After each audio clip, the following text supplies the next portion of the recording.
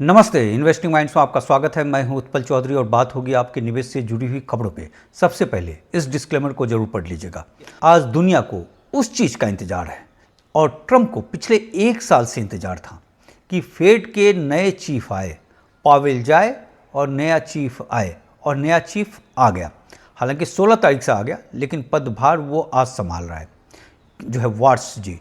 अब उस पर जो ट्रंप का जो रुख था कि पावेल ने जिस तरीके से अमेरिका की इकॉनमी को पीछे कर दिया, तो वो तमाम चीज़, चूँकि ये उनका लाया हुआ आदमी है, उनके जरिए वो अमेरिका की इकॉनमी को दुरुस्त करने की कोशिश करेंगे, जिसमें ट्रंप का जो सबसे पहला लक्ष्य था कि इंटरेस्ट रेट को कट किया जाए। तो इन तमाम मुद्दों पे बातचीत करेंगे, साथ में ये देखेंगे कि केविन वॉल्स के पास क्या क्या चैलेंज है और उस चैलेंज को वो किस तरीके से मीट करता है, और ये जो तमाम जो इशू है वो किस तरीके से पूरे इकॉनमी को प्रभावित करेगा और ख़ासकर गोल्ड सिल्वर का मार्केट किस तरीके से प्रभावित होगा, और शेयर बाज़ार भी। और अमेरिका के शेयर बाज़ार का असर जो है वो हमारे शेयर बाज़ार पे भी पड़ता है छोटे समय के लिए, फिर बाद में बाज़ार अपने हिसाब से रंग दिखाने लगता है, लेकिन गोल्ड सिल्वर का बाज़ार पूरी तरीके से प्रभावित होता है। तो इन तमाम मुद्दों पे आज हम लोग चर्चा करेंगे। तो सबसे पहले कि केविन वॉल्स जो है आज शपथ ग्रहण ले लेंगे और उसके बाद से कल जो है उनका स्पीच है, बुधवार को मीटिंग है, थर्सडे को फेड का बैलेंस शीट देखेंगे और फ्राइडे तक जो है, मतलब ये पूरा हफ्ता जो है उनके इर्द गिर्द जो है बाज़ार उनको देखता रहेगा कि वो क्या कदम उठाते हैं। हालांकि इसके पहले उन्होंने संकेत दिया था कि ट्रंप की तरफ से उनको कोई दबाव नहीं है कि जो है इंटरेस्ट रेट कट किया जाए, और ट्रंप तो ये बार बार कहते रहे हैं कि पावेल ने इंटरेस्ट रेट कट नहीं करके अमेरिका की इकॉनमी को नुकसान पहुंचाया, नहीं तो अमेरिका का इकॉनमी बाउंस कर जाता। खासकर इंटरेस्ट रेट कट करने से ये होगा कि जो प्रॉपर्टी मार्केट है उनका, वो जो बिल्कुल जो है अब 2007 के दहलीज पे जाता हुआ दिख रहा है, उसे संभाला जा सकता था। लेकिन सिर्फ इंटरेस्ट रेट कट कर देने से जो बड़े बड़े चैलेंज सामने उभर कर आएंगे, और इंटरेस्ट रेट कट होता है तो गोल्ड सिल्वर के लिए बेहतर होता है। तो इन तमाम मुद्दों पे आज हम लोग चर्चा करते हैं। तो सबसे पहली बात कि फेड के सामने पहला इशू है कि अगर वो रेट घटाए, इंटरेस्ट रेट को कम करेगा, तो इन्फ्लेशन भाग जाएगा। इन्फ्लेशन 3.8 है, और अगर आप देखें तो वो जो है हमारा जो अमेरिका का जो आ रहा है वो नेगेटिव में आ रहा है, क्योंकि अमेरिका का इंटरेस्ट रेट 3.5 है और इन्फ्लेशन जो है वो 3.8 है। तो गैप जो है वो -0.3 का है, यानी आप जो पैसा रख रहे हैं वो पैसा रखे रखे घट रहा है वहाँ पे, तो वो मतलब नेगेटिव में आ रहा है। और इंटरेस्ट रेट को और घटाता है, मान लीजिए कि सपोज कि 3 कर देता है, तो इन्फ्लेशन जो है और भागेगा। जो 3.8 है वो भागकर 4 के ऊपर चला जाएगा, जो काफ़ी खतरनाक हो जाएगा, तो वो एक गैप बढ़ेगा। तो ये एक बड़ा चैलेंज है इनके सामने। दूसरा कि रेट को बढ़ा दें। रेट को अगर बढ़ा दिया, मान लीजिए 3.5 से 4 कर दिया, जो कि जिससे ट्रंप नाराज़ हो जाएंगे, और ट्रंप ये चीज़ नहीं चाहते। और अगर इसको बढ़ा दिया गया तो वो स्लो डाउन ला देगा, क्योंकि इंटरेस्ट रेट जब बढ़ जाएगा तो जो प्रॉपर्टी का मार्केट जो ऑलरेडी बिल्कुल जो है 2007 के दहलीज पे खड़ा है, वहाँ पे प्रेशर जोन दिखने लगेगा। क्योंकि वहाँ उनको जो है, पहले देखिए क्या था कि कोविड के बाद से इंटरेस्ट रेट नहीं के बराबर था जो है, और इंटरेस्ट रेट बढ़ता चला गया, तो ईएमआई महंगा होता चला गया। अब उसके कारण जो है प्रॉपर्टी मार्केट पर दिक्कत होगी। दूसरा, जो प्राइवेट क्रेडिट सिस्टम है, जो एक बड़ा ज़बरदस्त $1.5 ट्रिलियन का जो है एक खतरा मंडराता हुआ दिख रहा है अमेरिका की इकॉनमी में, उस पर बहुत ज़बरदस्त प्रेशर पड़ेगा। वो चीज़ दूसरा इशू हो जाएगा। तीसरा कि कुछ ना करें तो कोई सोल्यूशन नहीं है। तो ऐसे में फेड के पास जो ट्रंप भले जो भी बोले, लेकिन एक बहुत बड़ा चैलेंज होगा। और जो सबसे बड़ा चैलेंज है इस समय, बॉन्ड यील्ड का भाग जाना। बॉन्ड यील्ड जो 2007 के बाद जो सबसे मैक्सिमम पे पहुंच गया है इसमें 5.128% पे। और ये देखिए, बॉन्ड यील्ड का बढ़ना मतलब बॉन्ड का डिमांड कम होना। भले अभी गोल्ड से पैसा बॉन्ड में जा रहा हो वो अलग इशू है, लेकिन जो बड़े बड़े कंट्री हैं वो इससे हटने लगते हैं। देखिए, बॉन्ड में क्या होता है, बॉन्ड एक तरीके का, अमेरिका को आपने कर्ज दिया और अमेरिका ने आपको एक पेपर पकड़ाया सिक्योरिटी बॉन्ड का, और उस बॉन्ड पे कि आप सर्टेन टाइम के बाद आपको इतने पैसे मिलेंगे और आपको इतना ब्याज मिलेगा। अगर ब्याज बढ़ता जाता है तो वो रिफ्लेक्ट करता है कि उसकी इकॉनमी कमज़ोर हो रही है। तो ऐसे में जो पैसे लगाते हैं, जो दूसरे कंट्री जो पैसे लगाते हैं, वो इस सोच का लगाते हैं कि यहाँ की अमेरिका की या जो भी इकॉनमी है जिस पे लगा रहे हैं वो स्ट्रांग इकॉनमी है, उसके आधार पे वो पैसे लगाते हैं। लेकिन अगर इंटरेस्ट रेट, बॉन्ड का यील्ड अगर बढ़ जाता है तो इसका मतलब कि उसकी इकॉनमी में कमजोरी है, तो वहाँ से वो हटने लगते हैं। लेकिन बॉन्ड यील्ड जब बढ़ जाता है, बड़े पैसे जब दिखने लगते हैं, उसमें 5.13 मतलब ज़्यादा इंटरेस्ट मिल रहा है, तो ऐसे में जो छोटे पैसे हैं गोल्ड वोल्ड से वो आ जाते हैं। लेकिन ओवरऑल जो है ये इस मार्केट को डैमेज करता है, तो बॉन्ड यील्ड का बढ़ना वो उसको नुकसान करेगा। इसके लिए जो खरीदार जो है वो मार्केट से गायब होता चला जाएगा, बड़े प्लेयर। तो इसको संभालने के लिए बॉन्ड खरीदारी करता है, बॉन्ड की खरीदारी फेड करता है। और जो इस समय देखा गया था कि फेड का जो है 67% के आसपास जो है बैलेंस शीट जो है वो बॉन्ड से आ गया है, जो एक मेजर खतरे की तरफ है। साथ में जब इंटरेस्ट रेट बढ़ गया, तो पहले अगर आप 4% दे रहे थे और आप 2020 में तो 1.35% था ये, और अगर आप इस समय जो है 5.25 के आसपास दे रहे हैं, 5.13 के आसपास दे रहे हैं, तो आप जो है ज़्यादा पैसे आपको देने पड़ रहे हैं। अमेरिका पे कर्ज जो है वो 39 ट्रिलियन डॉलर का है जो है, और उससे भी ऊपर बढ़ गया है, और उसको हर साल 1.2 ट्रिलियन डॉलर जो है वो इंटरेस्ट देना पड़ रहा है। तो जब अगर 4% है और जो 5.1% है, तो इसी तरीके से आप देखें तो 25% तो इंटरेस्ट रेट ऐसे भाग गया, तो 1.2 ट्रिलियन जो था उसमें जो है 30 के आसपास जो है और जुड़ जाएगा, तो 1.5 ट्रिलियन हो जाएगा वो एक तरीके से। तो वो अमेरिका के इकॉनमी को कमज़ोर करेगा। तमाम चीज़ देखिए, और ये सब इकॉनमी कमज़ोर होगा तो गोल्ड सिल्वर के लिए मजबूती होगा। भले तात्कालिक अभी जो भी प्रेशर देखा जा रहा है वो आने वाले समय में वो उसको मजबूती दिया जाएगा, ये चीज़ है। अब अमेरिका का जीडीपी क्या है, वो 124% है जो है जीडीपी, और कर्ज का रेशियो 124% है। रॉगहफ रेनहार्ट का फॉर्मूला है कि 90% के ऊपर बढ़ने पे इकॉनमी स्लो होने लगता है, 100 के ऊपर बढ़ने के बाद इकॉनमी थम जाता है, 110 के बाद बढ़ने के बाद इकॉनमी जो है वो डेंट करता जाता है आपका वो, और इस समय 124 है, तो वो कमजोरी है। अब इस तमाम चीज़ों को करने के लिए फेड को नोट छापना पड़ेगा। फेड जो नोट छाप रहा था वो नोट छपेगा तो इकॉनमी और कमज़ोर होगी। तो ये बहुत सारे पहलू हैं, जिस तरीके से जापान प्रिंट कर रहा है उस तरीके से इनको प्रिंट करना पड़ जाएगा। तो अब इसके पास एक बड़ा चैलेंज है कि जो इमरजेंसी QE जो नोट जो छापा जा रहा था, लगभग 30 या 40 बिलियन के आसपास जो नोट वो हर मंथ छप रहा था, ये केविन वॉस के पास ये चैलेंज होगा कि उसको कैसे ख़त्म किया जाए। नंबर 1, फेड का बैलेंस शीट जो है उसको मजबूत कैसे किया जाए, इंटरेस्ट रेट को मार्केट ड्रिवन कैसे किया जाए, ये उसके पास चैलेंज है। ब्याज दर कम किया तो कर्ज विस्फोटक हो जाएगा, ज़्यादा पैसा फिर मार्केट में डालना पड़ेगा, मार्केट में ज़्यादा पैसा डालना पड़ेगा तो डॉलर कमज़ोर होगा, तो उस डॉलर कमज़ोर होगा और फिर सिस्टम में लिक्विडिटी लाएंगे जैसे, तो डॉलर कमज़ोर हो जाएगा। और डॉलर इस समय उछल कर चला गया है, 99 के ऊपर चला गया है, 100 के आसपास चला गया है। इस समय डॉलर का उछलना गोल्ड सिल्वर के लिए नुकसानदायक है, और अगर ये डॉलर कमज़ोर होता है तो फिर गोल्ड सिल्वर मजबूती आएगा। तो ये कई सारे चैलेंज हैं इस समय। साथ में रेट अगर बढ़ा देता है तो ट्रेजरी का मार्केट टूटेगा, जैसा कि हम लोग जिक्र किए, और डॉलर अगर मजबूत हो जाता है, उससे रेट बढ़ने से डॉलर बहुत मजबूत हो जाएगा, तो डॉलर मजबूत हो जाएगा तो गोल्ड सिल्वर पे प्रेशर आ जाएगा। साथ में जो ग्लोबल कर्ज है पूरी दुनिया में जो है, पूरी दुनिया का इकॉनमी 100 ट्रिलियन डॉलर के आसपास है, और कर्ज जो है वो 120 ट्रिलियन डॉलर के आसपास है। तो जो ग्लोबल कर्ज है, खासकर डॉलर में लेन देन होता है जो तमाम चीज़, तो उस ग्लोबल कर्ज पे असर पड़ेगा। तो अमेरिका में मान लीजिए थोड़ा सा ये देखा जाएगा तो बाकी जगह जो है उसका प्रेशर देखा जाने लगेगा।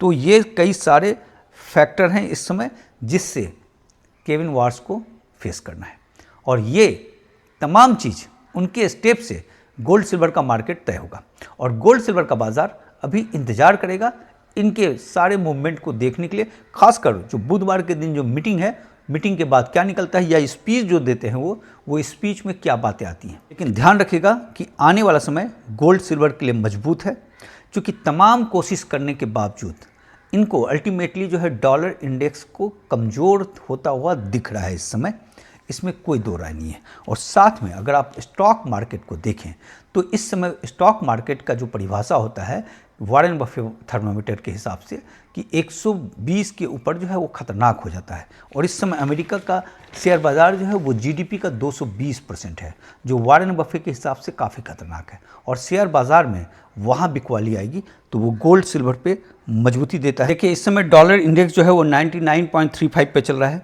बढ़ गया है। WTI अगर तेल को देखें तो 107.26 पे 1.75% की तेज़ी आ गई है इसमें। ब्रेंट जो है वो 110.7 पे मतलब 111 के आसपास 1.33% की तेज़ी आ गई है। तो तेल में तेज़ी आने लगा है। 100 के ऊपर तेल नुकसान करेगा, 120 के ऊपर महा नुकसान करेगा, और स्ट्रेट ऑफ हॉर्मुज अभी कोई खुलने वाला है नहीं, वो चीज़ देखा जा रहा है।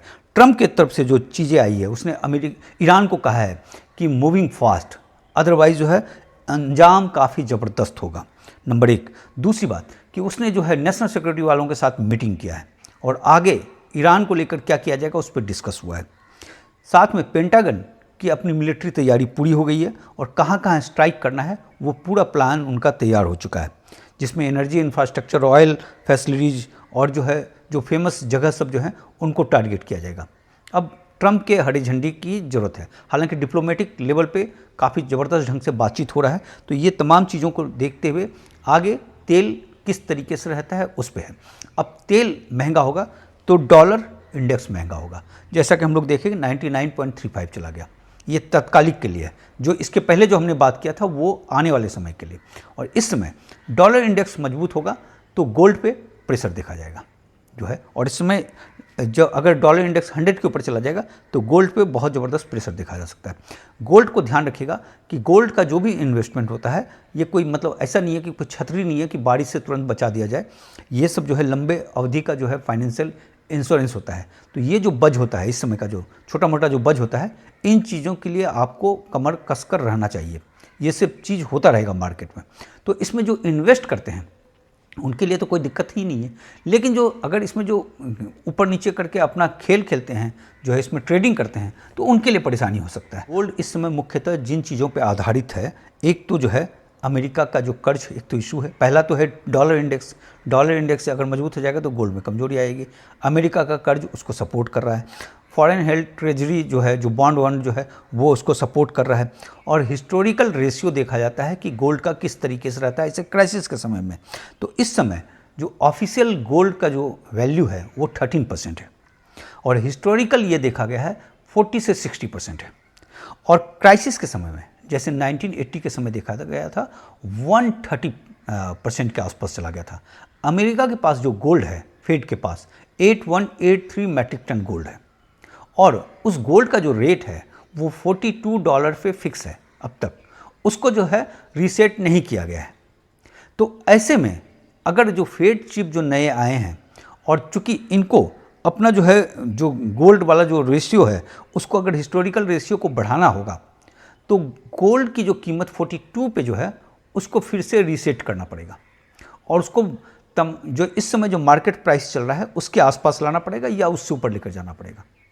तो इस पे पूरा गोल्ड का बाजार भी निर्भर करेगा, क्योंकि अगर ये इसको लेकर जो है अभी मान लीजिए 13% के आसपास है और 42 पे है, और इस समय गोल्ड चल रहा है 4500 से ऊपर, तो ये वाला अगर रीसेट करेगा तो उसका टोटल जो अभी $1 ट्रिलियन के आसपास का गोल्ड का वैल्यू है जो कि वहाँ से बाउंस कर जाएगा। तो वो जो फेड के बैलेंस शीट को मजबूती दे देगा, और फेड के बैलेंस शीट पे जो बॉन्ड खरीद रहे हैं उसका जो वेटेज 67% का है वो गोल्ड का वेटेज बढ़ जाएगा। कि क्या गोल्ड का रेट को वो $42 पे ही रहने देते हैं जो फेड के पास पड़ा है, या उसको अभी मार्केट प्राइस पे लाते हैं। अगर मार्केट प्राइस पे ले आए तो गोल्ड के लिए एक मजबूती रहेगा।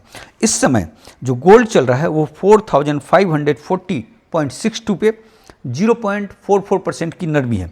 इंडियन करेंसी में देखा जाए कस्टम जोड़ने के बाद 1,61,117 पे है, और गोल्ड का जो इस समय जो है 4540 पे है। गोल्ड का पहला सपोर्ट लाइन है 4500, अगर इसको ये तोड़ देता है तो फिर दूसरा सपोर्ट है 4350, फिर तीसरा है 4250, और अगर उसके नीचे जाता है तो जो हिलियट वेव 3 वाला जो रिजीम में ये जो मूव कर रहा है वो टूट जाएगा। तो वेव 3 अगर टूट गया तो फिर यहाँ पे एक ज़बरदस्त जो है सेलिंग प्रेशर गोल्ड में देखा जा सकता है, जो इसके मार्केट को धकेल कर 4000 तक लेके जा सकता है या 4000 के नीचे तक जा सकता है। वो होगा फिर वहाँ पे ऑन हो जाएगा ABC करेक्शन।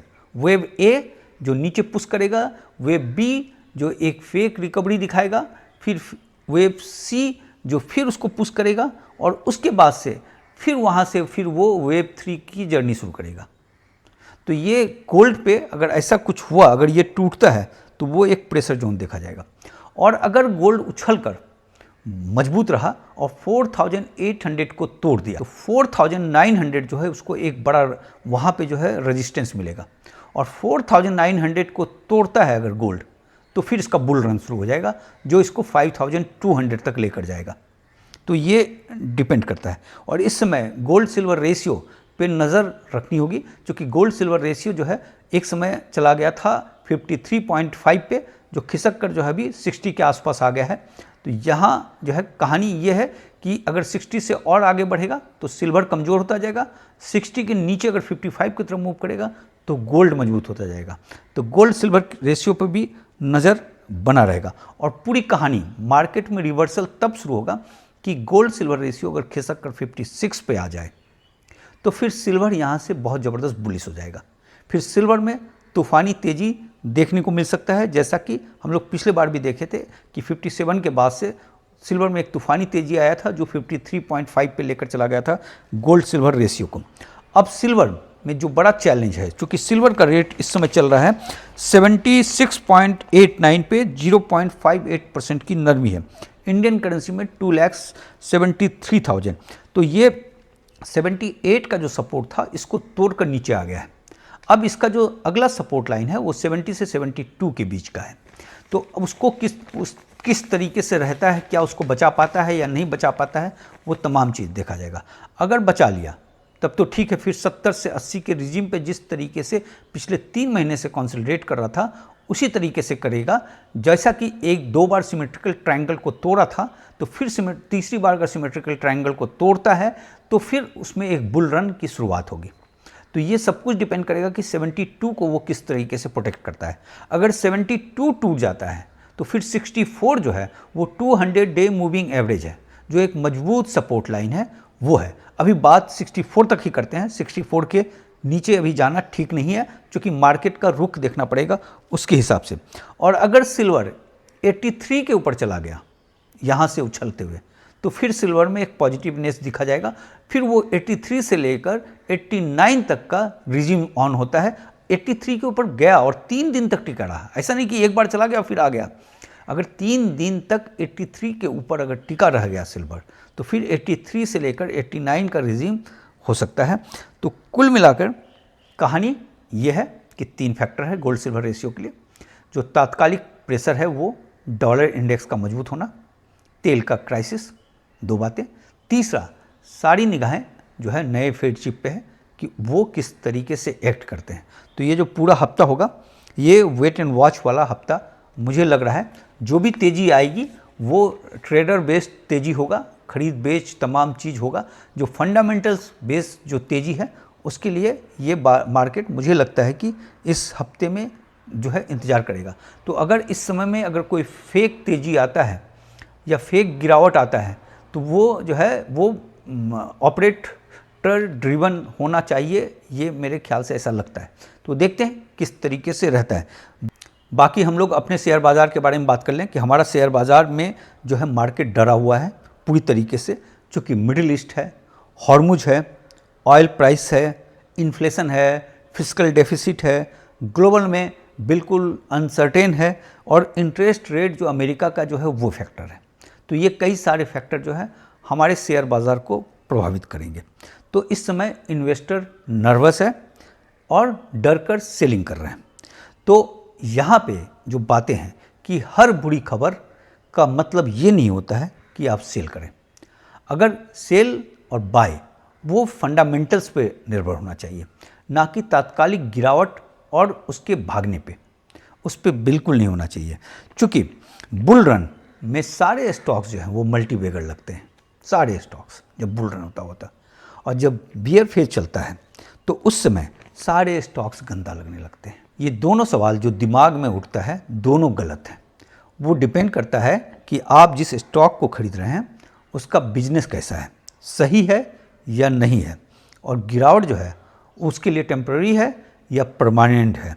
तो ये चीज़ होता है। और होल्ड जो करते हैं आप किसी चीज़ को, वो असली मतलब ये नहीं होता है उसका कि अंधा भरोसा कर लें किसी भी कंपनी पे और उसको करें, और हर गिरावट पे एवरेज करें, ये कोई ज़रूरी नहीं है। बिना सोचे समझे पकड़े रहना नहीं चाहिए। तो इसमें क्या करना होगा, आपको लगातार अपने शेयर्स को जो है वो देखते रहना, उसके फंडामेंटल्स और तमाम चीज़ों को पढ़ते रहना पड़ेगा। कंपनी का स्ट्रक्चर मजबूत है या नहीं है, इस चीज़ को देखना पड़ेगा।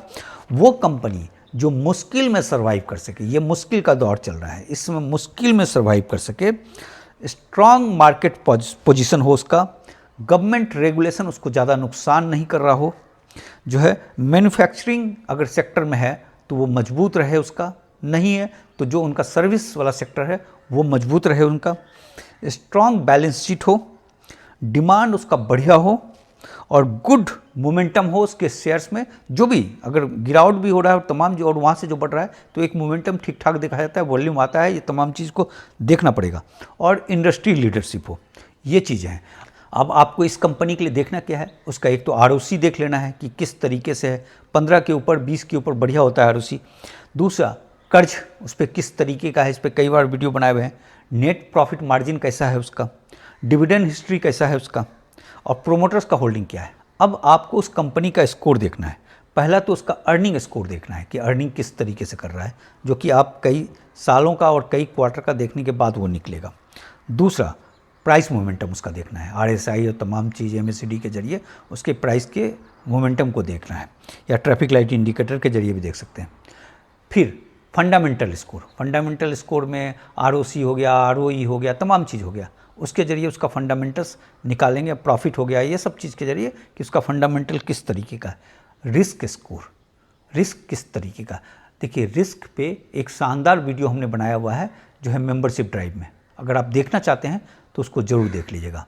और आज हम मेंबरशिप ड्राइव के लिए एक वीडियो बनाएंगे, बड़ा बेहतरीन वीडियो, कि डिप, ये जो कहा जाता है ना कि हर डिप पे सिप कीजिए, तो हर डिप पे सिप करने के लिए क्या तरीका होना चाहिए, क्या वो 4 तरीका है डिप का, और कौन से डिप में आपको खरीदना चाहिए और कौन से डिप में नहीं खरीदना चाहिए, उस पर पूरा जो है एक अच्छा खासा डिस्कशन होगा। उसके जरिए आप लोगों को एक बेहतर जानकारी मिल सकता है। तो अगर आप देखना चाहते हैं तो मेंबरशिप को ज्वाइन कर लीजिए, सिर्फ 59 रुपीज़ पे है। अब कंपनी का जो आखिरी पॉइंट है उसका वैल्यूएशन स्कोर देखना है कि किस तरीके से किस वैल्यू पे है। ध्यान रखिएगा सब कुछ, जो कंपनी, एक अच्छी कंपनी अगर हाई वैल्यू में खरीदते हैं तो गंदा है, एक अच्छी कंपनी अगर आप लो वैल्यू में खरीदते हैं और सारे फंडामेंटल्स उसके मजबूत हैं तो बेहतरीन है। तो वैल्यूएशन तय करता है कि जो कंपनी का आप स्टॉक खरीद रहे हैं वो किस तरीके का है। तो ये एक पॉइंट्स था। इसके अलावा जो मार्केट में आज रेजिस्टेंस होगा वो 23,785 पे होगा, दूसरा 23,839 पे होगा, तीसरा 23,927 पे होगा। सपोर्ट जो है वो 23,610 पे है, दूसरा 23,556 पे है और तीसरा 23,469 पे है। तो इतनी ही बात है आज, कल मिलते हैं। और प्लीज़ चैनल को लाइक और सब्सक्राइब कर लीजिए, और मेंबरशिप अगर ज्वाइन करना चाहते हैं तो उसे भी ज्वाइन कर लीजिए। Thank you.